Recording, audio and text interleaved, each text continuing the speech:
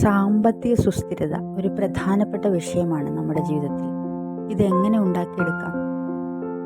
സാധാരണയായി പരമ്പരാഗത സ്വത്തോ വ്യവസായങ്ങളോ ഒന്നുമില്ലാത്തവർ സ്വയമേവ ഉണ്ടാക്കിയെടുക്കേണ്ട ഒന്നാണ് സാമ്പത്തിക സുസ്ഥിരത.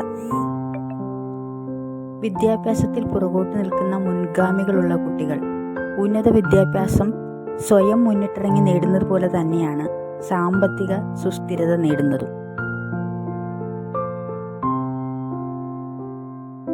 പ്രധാനമായും നമുക്ക് പണം കൈകാര്യം ചെയ്യാൻ നന്നായി അറിയില്ല എന്നുള്ളതാണ്.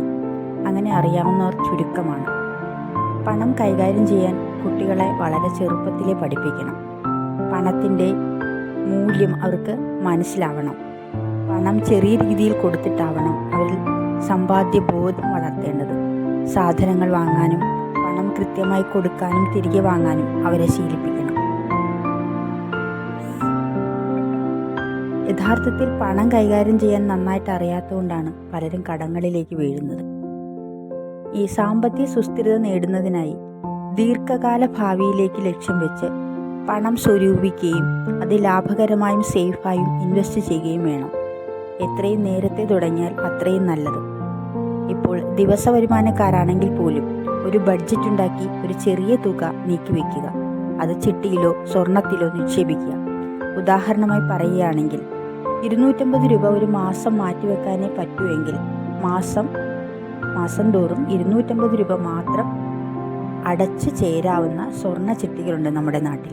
അവയിൽ നിക്ഷേപിക്കുക. 1 വർഷമോ 2 വർഷമോ കാലാവധി എത്തുമ്പോൾ അതിൻ്റെ പലിശയും ചേർത്ത് ഒരു തുക കിട്ടും സ്വർണമായിട്ട്.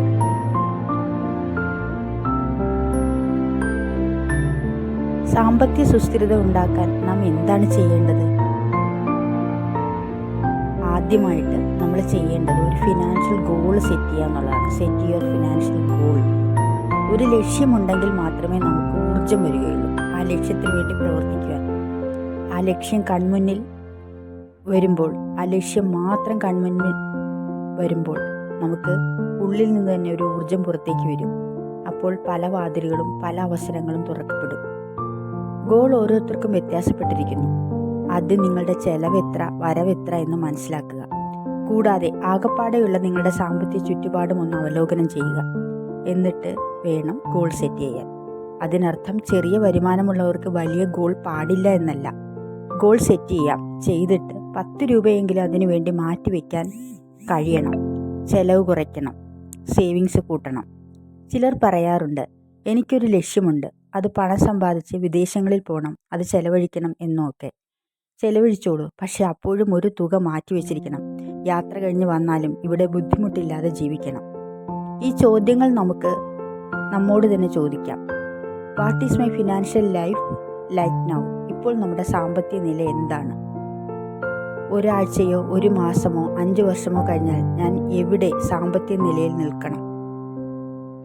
എന്ത് റിയലിസ്റ്റിക് ആയിട്ടുള്ള സ്റ്റെപ്സാണ് എൻ്റെ ലക്ഷ്യം കൈവരിക്കാൻ എടുക്കേണ്ടത്?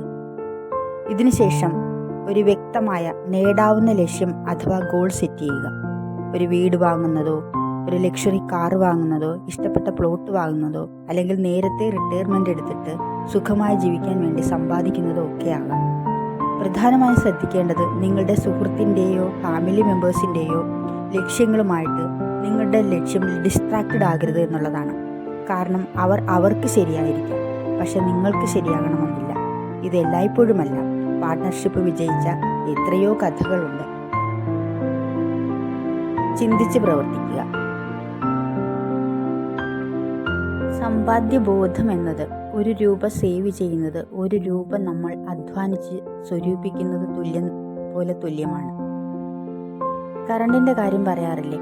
1 യൂണിറ്റ് വൈദ്യുതി ലാഭിക്കുന്നത് അഥവാ ഒരു ബൾബോ ഫാനോ ഓഫ് ചെയ്യുന്നത് 1 യൂണിറ്റ് വൈദ്യുതി ഉൽപ്പാദിപ്പിക്കുന്നതിന് തുല്യമാണ് എന്ന്.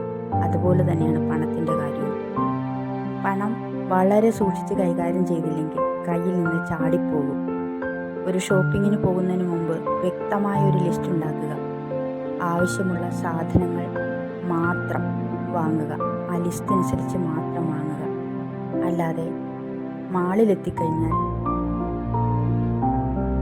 ചക്കക്കൂട്ടാൻ കണ്ട ഗ്രഹണി പിടിച്ച കുട്ടിയെ പോലെ എല്ലാം വലിച്ചു വാരി വാങ്ങരുത്. നമുക്ക് ആവശ്യമുള്ളവ മാത്രം സെലക്ട് ചെയ്ത് വാങ്ങുക.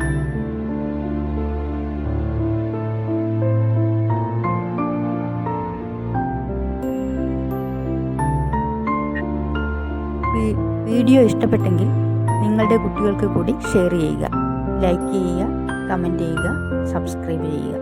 Thank you so much.